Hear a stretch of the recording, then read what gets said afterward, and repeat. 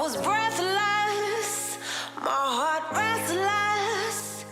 Every turn felt like it was wrong, but I kept going to show I was strong. Pushing to my own song, but you came, you made me see.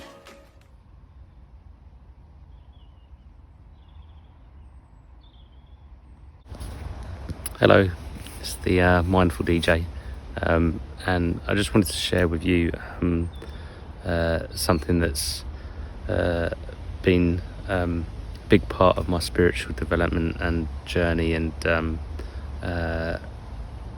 it's books, really, spiritual books by teachers that have had their own realization and about the reality of what they are. And Rupert Spira, he's one such teacher that speaks with absolute clarity about the nature of the self, and highlights the problems and the dysfunctions within the self that get in the way of people being able to see that reality within themselves. And so I'm just going to read something from one of the books that that offers that searing clarity, really, of what we are, not as a concept or an image, but as the very presence that is hearing these words now, that is seeing the screen, that doesn't come and go.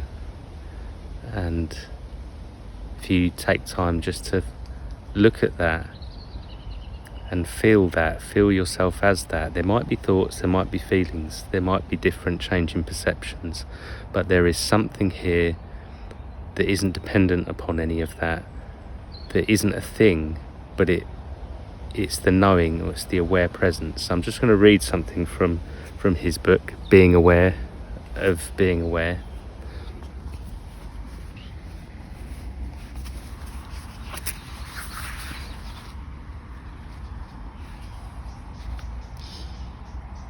Most of us are so fascinated by the content of experience, thoughts, images, feelings, sensations, and perceptions, that we overlook the knowing with which all knowledge and experience are known. We neglect the simple experience of being aware that remains ever present and changeless in the background of all experience. We ignore awareness itself. We overlook the simple knowing of our own self-aware being. In other words, we've forgotten who or what we essentially are, and have mistaken ourselves instead for a collection of thoughts, images, memories, feelings, sensations, and perceptions. Due to this ignoring, overlooking, or forgetting of our essential nature, the experience of being aware, or awareness itself, we have allowed our essential self-aware being to become mixed with the qualities and therefore the limitations of objective experience. Just as a screen becomes mixed with the qualities of the objects in a movie and seems as a result to become a landscape or a forest, so eternal, infinite awareness becomes mixed with and lost in objective experience and seems as a result to become a temporary, limited awareness, the finite mind, separate self, or ego. That is, we forget who we really are. In other words, the mind believes that awareness shares the limits and therefore the destiny of the body. This apparent mixture of awareness with the properties and limitations of the body results in the separate self or ego that most people believe and feel themselves to be. As such, the separate self or ego is an inevitable corollary to the forgetting, overlooking, or ignoring of the true and only self, of eternal infinite awareness, or in religious language, the forgetting of God's infinite being. In spite of this, our true nature of eternal infinite awareness is never completely forgotten or eclipsed by objective experience.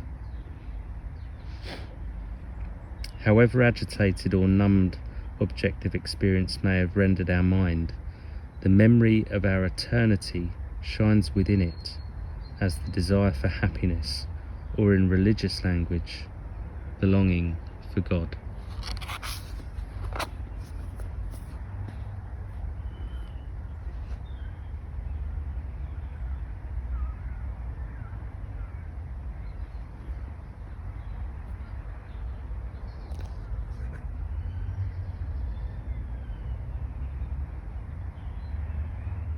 And if, like me, you get a lot out of these books of spiritual wisdom, and then you can, I'll be reading actually, and I have read through on YouTube before for different channel, the Advaita channel, the transparency of things. But on this channel, the Mindful DJ, if you subscribe, then you'll be able to see all the videos that I've done so far and that I'll be doing in the future. And I plan to actually read through another one of Rupert's books. So do subscribe, and then you'll be able to be alerted and notified really of what's coming up in the future, if this is your kind of thing. But I kept going to show I was strong, pushing to my own soul.